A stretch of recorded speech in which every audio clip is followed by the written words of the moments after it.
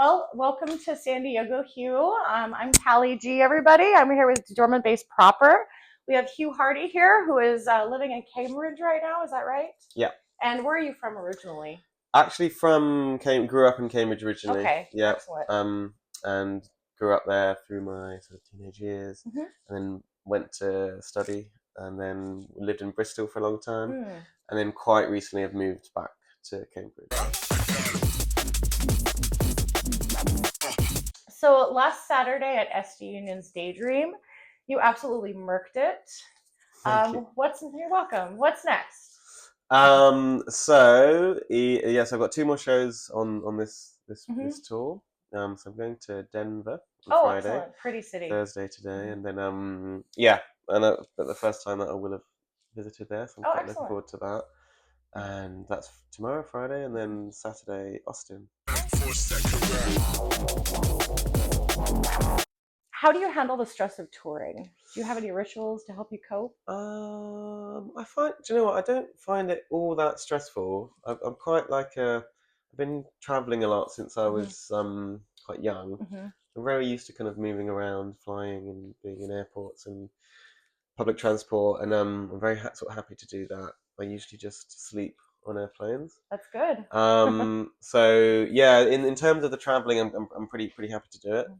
So yeah, I don't really get too stressed out, and even when you have these big flight cancellations like happened last year in Austin, it's just kind of part of it, and yeah, I think I just feel very lucky to be coming over to the US to sort of as a job.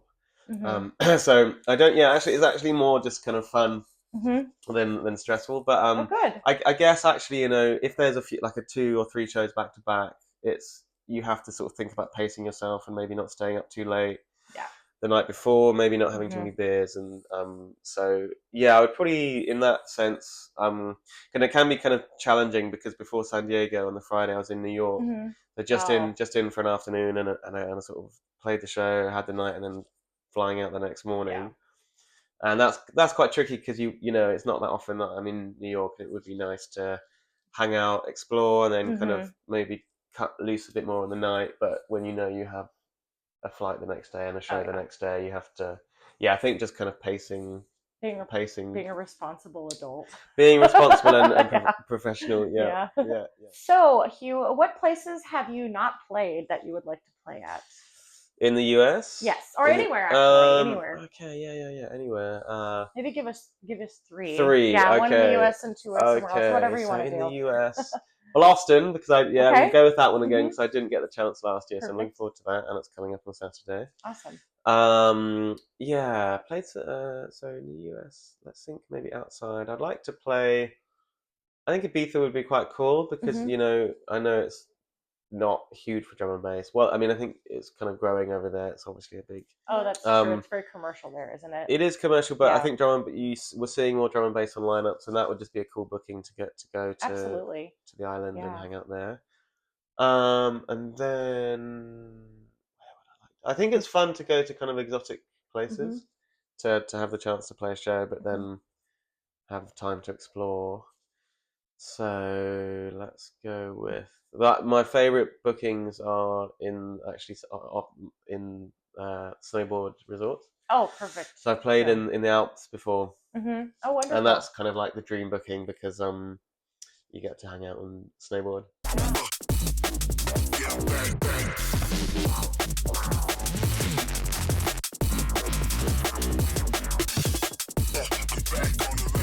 This year you released Brawler, which is really dark and funky. I really like that track. You're welcome. What else? Do you have anything else coming out this year? Yeah, so I'm planning to do a string of single tracks like that.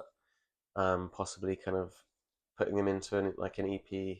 Perfect. Like at the end of the sort of later in the year. But so I've got another one coming out I think next month, and then sort of we'll do individual tunes for kind of like once a month is sort of the plan. Perfect. Well, I'll keep my eyes peeled for those. So, yeah, cool. Yeah, so that first one, Brawler, was a techie, darker one, and then the next one's more of a liquid, soulful one. And I think I might try and go back and forth between the dark techie and then the sort of light summery liquid. Yeah. So last year you moved over from hospital records to solvent. How has that been? How has that move gone for you, or been for you? Yeah, it's been really good actually. So solvent is a sort of part owned by hospital, so it still feels Oh, like okay. very much part of the same family. Mm-hmm. And Joe Goss, who runs Solvent, is the nephew of Chris, who runs hospital. So Oh. it's like it's very interconnected. Mm-hmm. The two labels are very well connected. So it's been really good. Yeah, working. But Solvent is obviously like a much smaller team compared to hospital. So it's but also a smaller roster of artists. So it's been nice having a bit more personal attention because the hospital has a huge roster and a very busy release schedule. But with Solvent, there's a bit more flexibility, and working with Joe has been really great because he's close to my age and we're kind of quite good mates. Oh, good. And he's full of energy. He's very full of energy, and we like I can sort of working on the album last year towards the end of it, we were like on the phone pretty much every day, kind of just chatting about tunes, and he was very proactive and lining up vocal sessions and collab sessions with other producers. So yeah, I found the process. That album was a really great process, mainly because I had Joe to work with.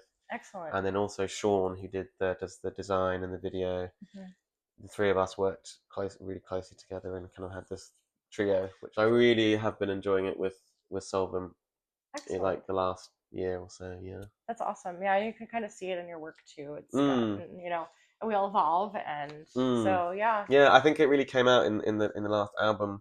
Lots of vocal features, and that was and I was doing lots of sessions in so I live in Cambridge, but there's the hospital have an office with a music studio downstairs. They have the staff things going on upstairs in the streaming room, perfect.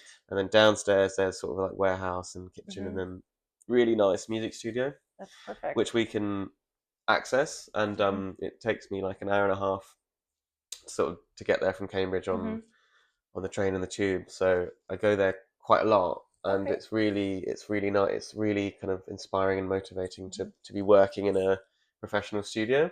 Yeah. And then it's a great place to do sort of sessions with vocalists, record vocals, and so I did a lot more of that, like for the last album, and for take advantage of the tools that you're for sure. At your hands. Yeah. So yeah, been loving it with Solvent so far. Perfect. I'm glad to hear that. Yeah. Are there any like interesting places to go skate in Southern California that you'd like to visit? Yeah, San Diego has amazing skate parks. Really, really good. Because skateboarding emerged in California. That's where it started in the 50s, 60s. Yeah. I guess in like LA and sort of San Diego. Maybe San Diego was like the kind of very. I'm not sure, but it might. It was one of the real birthplaces of it. That's true. I remember that. So there's a massive skate scene, skate culture here. So there's some incredible skate parks. We went to one yesterday. Oh, awesome! In Encinitas. Okay. Very cool. Ridiculous. The best skate park I've ever seen. Oh, wow. For sure. Yeah. Is that where you're going back today? Not sure. We might go back there. We might try and find some street spots. Cool.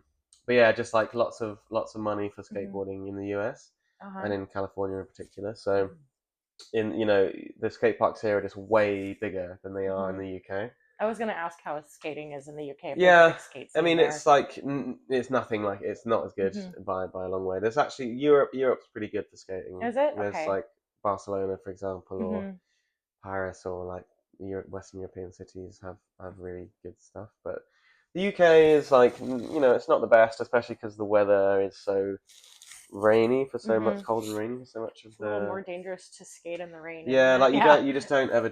I wouldn't ever skate in the rain. Yeah, it's too slippery. Yeah, it's too slippery, and your grip tape gets ruined, and everything gets ruined. So it's not even. Yeah, I've like done so many injuries, and it's kind of the last one I broke my hand. I think last February, and that was bad. It wasn't a surgery one, but it was like broken in. Hello, kitty. Hey, Lucy. Hello. We have a visitor. Yeah. Hi. Say hi. She's a good girl. She's a sweet cat. I can't believe she's so tiny for being such a. I know, she's fully grown. 17. I know. She's an old gal. Hey. And so yeah, it was like broken in 3 places but Ouch. like no, it was just like 3 fractures, I think. So no surgery. But yeah, it's quite a pain because obviously you can't really work with a broken Yeah. hand. Are you right-handed too? Yeah, Oh yeah, yeah, no, that yeah. must have So been a battle. yeah, it was a bit, but I actually could kind of click around. I could still work on music a bit, Hmm. you know. That's good. But yeah, it's yeah, it's sort of part of it Hmm. with the skateboarding. You end up you know, if you skateboard for a long time, there's going to be injuries and Yeah. So let's switch to back to music. So who hmm were your musical influences growing up?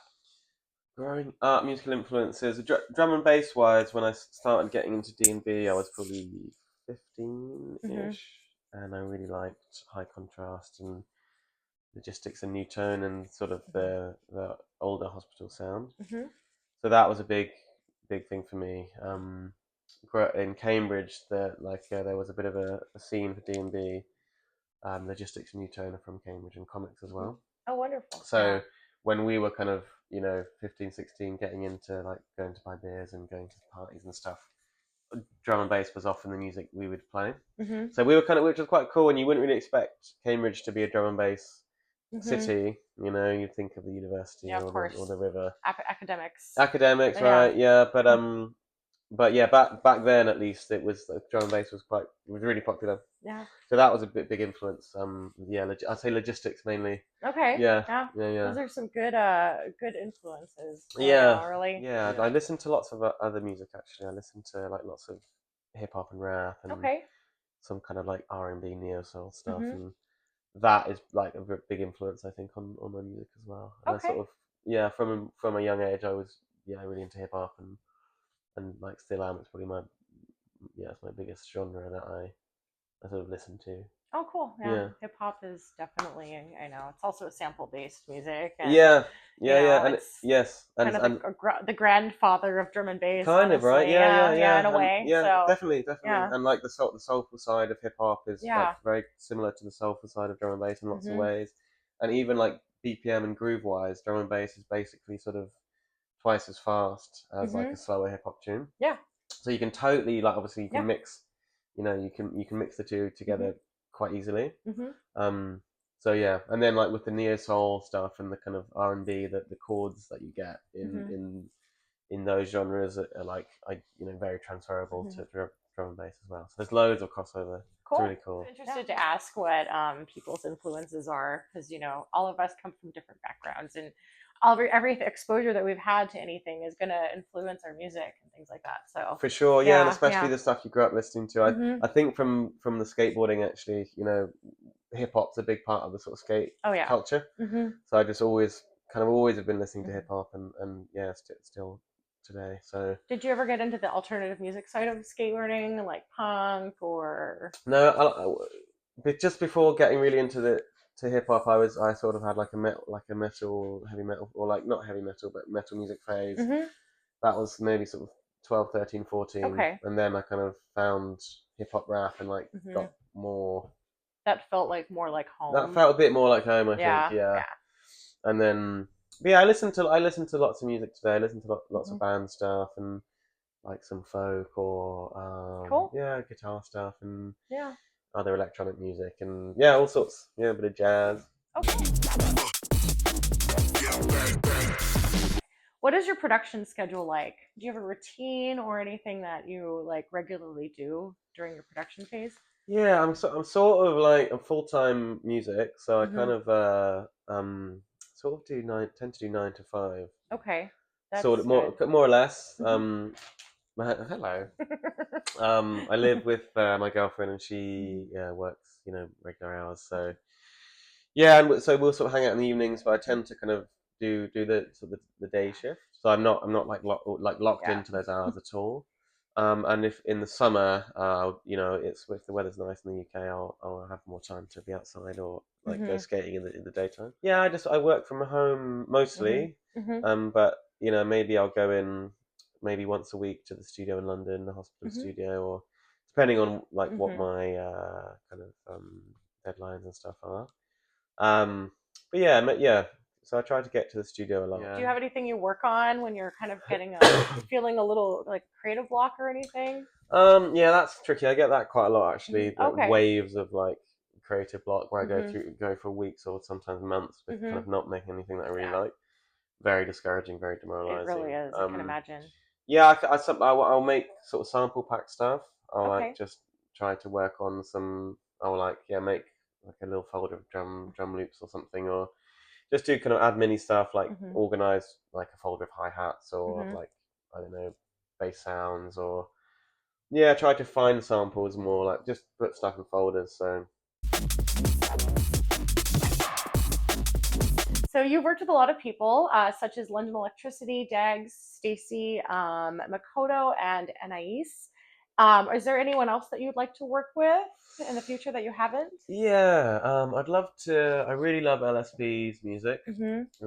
Really love the emotion that he Mm-hmm. gets out of drum and bass tunes. I think Mm-hmm. it's so great. They're really, really emotional. Yeah. Yeah. So Yeah. I'd love to do stuff with him. Mm-hmm. We have like talked a bit about it, and but never sort of fully got around to it. Mm-hmm. I'd like to do something with Ethelwood. Mm-hmm. Another kind of similar case of Mm-hmm. very emotional drum and bass, Yes. which Mm-hmm. is yeah something that I really like, and yeah, like doing stuff with him I think would be really cool. Mm-hmm. And then I've been I've been loving the new Rockwell Mm. stuff. Really good I'd like producer. to. Yeah. I think he's a wicked producer, and I think his stuff's really cool. So yeah, there's loads of people actually, but I guess those kind of came to my mind. Mm-hmm. Yeah, sort of yeah. Perfect. Yeah. I know it's a big world. I always discover new artists like almost every other day. I'm like, Mm, oh hmm. no, Yeah, how can yeah. I afford all this? I know it's nuts. Yeah, Yeah. because the genre's been around for a long time now. So there's like all the '90s stuff, all the I naughty stuff, know. and then like the new wave of young producers. Is just I know. It's there's a amazing. lot. It's cool. And hopefully it'll inspire some of our American kids to get into it. We have a problem with our scene's dying. We're all middle aged, so Yeah, well, there's not a yeah, lot I of think, younger kids coming yeah, in I guess, yeah, you do notice that this in the sort of states. older people at the events, Mm-hmm. which is sick though because you know there's like I'm not that young anymore either, and it's like nice like playing these kind of like Saturday for example when I played kind of like older kind of more classic Liquid, it got a really Mm-hmm. nice response, Mm-hmm. which is cool and like that you notice that in the Mm-hmm. States. Actually, the show in New York there was quite a lot of young Mm-hmm. people Oh, that's good. sort of like Okay. sort of like kids that looked like they were from the university or like Perfect. college Yeah. kids. So that was Yeah. cool, and I didn't expect that. So maybe there's like a bit of a shifting kind of hopefully like and like yeah a new wave of like young Yeah. kids because you need Yeah. that to You need fresh meat to keep the yes genre going, one hundred otherwise it'll percent die off. So, 100% or just be a UK phenomenon yeah eventually. yeah So, yeah. yeah. All right. It's Tally G signing off with Hugh Hardie. Thank you so much for being here today. Thank you so much for having me on the show. Yeah, thank Absolutely, you. my pleasure, and good luck to you in your future endeavors. Thank So. you.